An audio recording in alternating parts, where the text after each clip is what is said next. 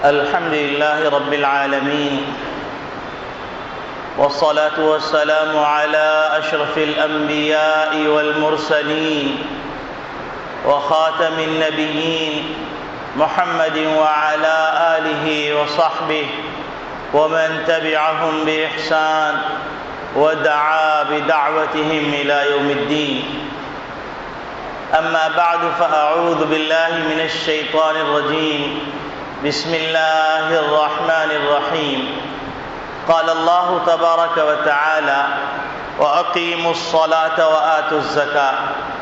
وقال تعالى: الذين يكنزون الذهب والفضة ولا ينفقونها في سبيل الله فبشرهم بعذاب أليم يوم يحمى عليها في نار جهنم فتكوى بها جباههم وجنوبهم وظهورهم هذا ما كنزتم لأنفسكم فذوقوا ما كنتم تكنزون.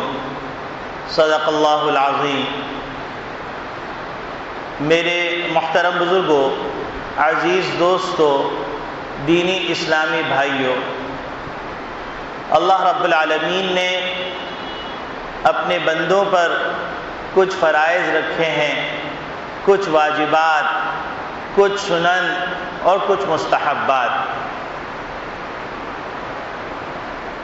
فرائض کی ادائیگی پر اللہ رب العالمین اجر و ثواب بھی دیتے ہیں اور بخششوں کے فیصلے بھی فرماتے ہیں، اور فرائض کی عدم ادائیگی پر اللہ رب العالمین ناراض بھی ہوتے ہیں اور سزا کے فیصلے بھی فرماتے ہیں اور مختلف قسم کے عواقب کا سامنا کرواتے ہیں تاکہ بندے لوٹ آئیں اللہ کے احکامات کی طرف.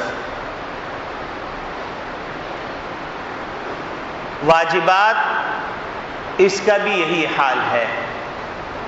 سنن اور مستحبات کے اندر اگر انسان سنتوں کا اہتمام کرتا ہے تو اللہ رب العالمین اس کے لیے واجبات آسان کر دیتے ہیں.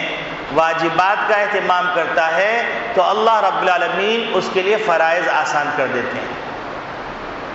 اور مستحبات کے ذریعے سے، نوافل کے ذریعے سے اللہ رب العالمین ان واجبات کے اندر، فرائض کے اندر جو کوتاہی ہوتی ہے، جو تقصیرات ہوتی ہیں، اس کا جبیرہ فرما دیتے ہیں.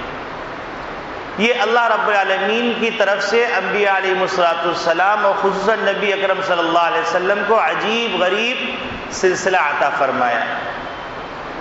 اور ایک حدیث میں آتا ہے: من تہاون بالفرائض عوقب بحرمان الواجبات، کہ جو فرائض کے اندر کوتاہی کرتا ہے تو اس کو سزا کے طور پر اس کے نتیجے میں وہ محروم کر دیا جاتا ہے واجبات کی ادائیگی سے، اور جو واجبات میں کوتاہی کرتا ہے اس کو سزا کے طور پر سنن سے محروم کر دیا جاتا ہے.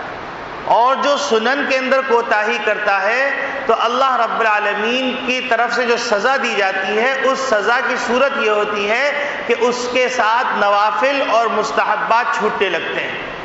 اور اس میں جو کوتاہی کرتا ہے تو اللہ رب العالمین اس کے نتیجے کے اندر اللہ رب العالمین اس سے معرفت ایمانی سلب کر لیتے ہیں. تو عام طور پر لوگ یہ سمجھتے ہیں کہ اگر فرض نہیں پڑا تو کوئی حرج نہیں، واجب نہیں ادا کیا تو کوئی حرج نہیں، سنت ادا نہیں کی کوئی حرج نہیں، فرائض کے علاوہ نوافل تو ایک زائد چیز ہے، اس کو نہیں پڑھا تو کوئی حرج نہیں.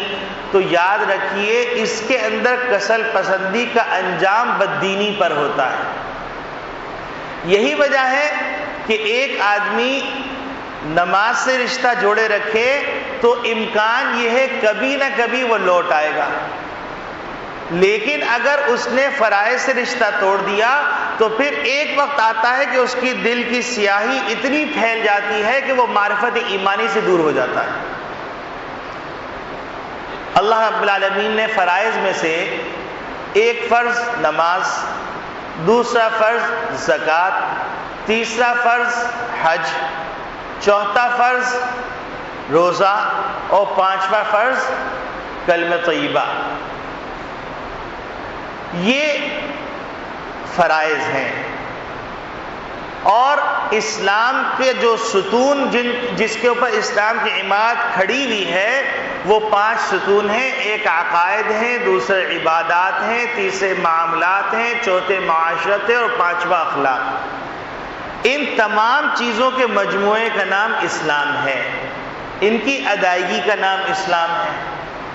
عام طور پر اللہ رب العالمین مسلمانوں کو فرائض کی ادائیگی کی توفیق دیتے ہیں، تو فرائض کی ادائیگی میں لوگ نماز کا اہتمام رمضان میں بڑھا دیتے ہیں، اس کے ساتھ ساتھ لوگ رمضان مبارک میں زکوٰۃ نکالتے ہیں. تو ہر سال اس بات کی کوشش کی جاتی ہے کہ رمضان مبارک کی مناسبت سے کچھ زکوٰۃ کے فضائل بیان کر دیے جائیں، کچھ زکوٰۃ کے مسائل بیان کر دیے جائیں، تاکہ یہ احکامات سیکھ کر اس کی ادائیگی صحیح ہو سکے. ہمارے معاشرے کے اندر 3 قسم کے طبقات پائے جاتے ہیں. ایک طبقہ تو وہ ہے جو زکوٰۃ کو ادا ہی نہیں کرتا، اس کو یہ اسلامی ٹیکس کا نام دیتا ہے، عبادت کا نام نہیں دیتا. ٹیکس اور عبادت کے اندر فرق ہے، یہ ایک الگ موضوع ہے اور مستقل موضوع ہے، یہ کسی اور موقع پہ عرض کریں گے. بس بنیادی طور پہ یہ ذہن میں رکھیے کہ عبادت اور ٹیکس میں فرق ہے. اس کو جو لوگ بڑے آج کل ایک ہیضہ ہے کہ روشن خیالی، روشن تعبیرات، جدید تعبیرات، تو اب اس کے نتیجے میں ہر جدید چیز اچھی لگ رہی ہے، ہر جدید تعبیر اچھی لگ رہی ہے، اور ہر قدیم چیز کو نوچ کے پھینک دینے کا تصور پیدا ہو رہا ہے اور پیدا کیا جا رہا ہے. اس کے لیے بنیادی طور پہ یہ بات ذہن میں رکھیں کہ ہر قدیم چیز قابل مذمت نہیں ہے اور ہر قدیم چیز راندے دربار نہیں ہے. اگر ایسا ہوتا تو فطری مثال دے دوں، یہ ناک بھی بڑی قدیم ہے، اس کو کاٹ کے پھینک دیجئے. آنکھ بھی بڑی قدیم ہے، اس کو کاٹ کے پھینک دیجئے. کان بھی بڑا قدیم ہے، اس کو کاٹ کے پھینک دیجئے. ہاتھ بھی بڑا قدیم ہے، اس کو کاٹ کے پھینک دیجئے. ماں باپ بھی بڑے قدیم ہیں، ان کو اولڈ ہاؤس میں جمع کروا دیجئے. اس طرح بے شمار قدیم چیزیں ہیں جو انسانی ضرورت کا لازمی حصہ ہیں، اس کے بغیر انسان نہیں رہتا. تو اسی طریقے سے روشن خیالی کا جو سیلاب آیا ہوا ہے، اور اس سیلاب کے اندر اچھے برے ہر ایک بہہ رہے ہیں، اور ہر وہ بات جو روشن لباس کے اندر، روشن ظاہری گیٹ اپ کے اندر اور ظاہری روشن تعبیر کے اندر کہی جا رہی ہے وہ اچھی لگ رہی ہے. اور ہر وہ چیز جو انتہائی بوسیدہ کہہ کر رد کیا جا رہا ہے، اس کو فنڈامنٹلسٹ لوگوں کے تصورات کہا جا رہا ہے یا قدامت پسندی کہا جا رہا ہے، اس کو نوچ کے پھینکا جا رہا ہے. اور اب اس کی ایک مثال موٹی سی یوں سمجھ لیجئے کہ پہلے پورے کپڑے ڈھانپ کے، جسم ڈھانپ کے پورے کپڑے پہنے جاتے تھے، اب کپڑے پورے نہیں پہنے جا رہے، اور کہا جا رہا ہے کہ روشن خیالی کا تقاضا یہ ہے کہ آستینیں بھی نہ ہو، گلا بھی کھلا ہوا ہو، کچھ پیٹ بھی نظر آ رہا ہو، کچھ پنڈلیاں بھی کھلی ہوئی ہوں. تو بھائی اگر یہ روشن خیالی ہے تو آپ کو ایک موٹی سی مثال سے سمجھا دوں کہ یہ اتنی قدیم بات ہے، اتنی قدیم بات ہے، اتنی قدیم بات ہے کہ رومن امپائر میں عورتیں ننگی ہوتی تھیں، وہ عورتیں جو باندیاں ہوتی تھیں. اور اگر یہ روشن خیالی ہے تو پھر گائے، بھینسیں، اونٹنیاں، یہ سارے روشن خیال ہیں، حالانکہ بڑے پرانے ہیں، یہ کپڑے پہنتے ہی ہیں. اور جنگلیوں کا جو دور گزرا ہے، اس جنگلیوں کے دور کے اندر تو پتے لگایا کرتے تھے. تو اگر اس کو آپ روشن خیالی کہہ رہے ہیں تو اس سے زیادہ بیوقوفی اور اس سے زیادہ حماقت کوئی نہیں. بہرحال تو لوگ یہ کہتے ہیں کہ یہ ایک اسلامی تصور نہیں ہے بلکہ اسلامی ٹیکس ہے، اور مسلمانوں کے حالات کو بہتر کرنے کے لیے حضرت عمر خطاب رضی اللہ عنہ نے یہ ٹیکس لگایا تھا تاکہ بیت المال میں پیسے جمع ہو جائیں. یہ اسلامی تعلیمات سے دوری کا نتیجہ ہے. یہ تو اللہ رب العالمین نے جو زکوٰۃ انسان کے ذمے پر رکھی ہے، صاحب مال کے ذمے پر رکھی ہے، اس کا ایک فلسفہ ہے، اور اس فلسفے کو اگر سمجھ لیں گے تو اس کے نتیجے میں اس قسم کے شکوک و شبہات سے دل خالی ہو جائے گا، اور پھر اللہ کی راہ میں خرچ کرتے ہوئے اپنے دل کو قرار بھی آئے گا اور اچھی امید بھی ہوگی. یاد رکھیے کہ اللہ رب العالمین کے ہاں جتنے بھی احکامات ہیں، ان احکامات کے اندر نیت کو بڑی اہمیت حاصل ہے. اگر نیت اچھائی کی ہے اس پہ اجر ملے گا، اگر نیت برائی کی ہے تو اس پہ جو نا کچھ بھی نہیں ملے گا۔ تو اس لیے اس عبادت کو عبادت سمجھ کے ادا کیجئے۔ ایک طبقہ تو وہ ہے کہ وہ ادا ہی نہیں کرتا زکوٰۃ۔ دوسرا طبقہ کون سا ہے؟ دوسرا طبقہ وہ ہے کہ جو زکوٰۃ ادا تو کرتا ہے لیکن اس کو زکوٰۃ کے احکامات معلوم نہیں، وہ حساب کر کے زکوٰۃ ادا نہیں کرتا۔ وہ یہاں تک مجھے لوگ ملے وہ یہ کہتے ہیں ہم سارا سال دے دیتے ہیں، اللہ میں ایڈجسٹ کر لیں گے، لا حول ولا قوت الا باللہ، ہر چیز کے اندر ہم ڈنڈی چلاتے ہیں۔ یعنی سوچنے کی بات یہ ہے کہ ہمارا آڈٹ کا مسئلہ آتا ہے تو ہم وکیل کو ہائر کرتے ہیں، وکیل کو ہائر کرنے کے بعد وکیل سے کہتے ہیں کہ بھائی ہماری بیلنس شیٹ جو ہے ڈیبٹ کریڈٹ کی بالکل ایکول ہو جائے، ایسا نہ ہو کہ ہمیں پینلٹی لگ جائے، اگر کچھ کھلانا پڑے تو وہ بھی لے لینا۔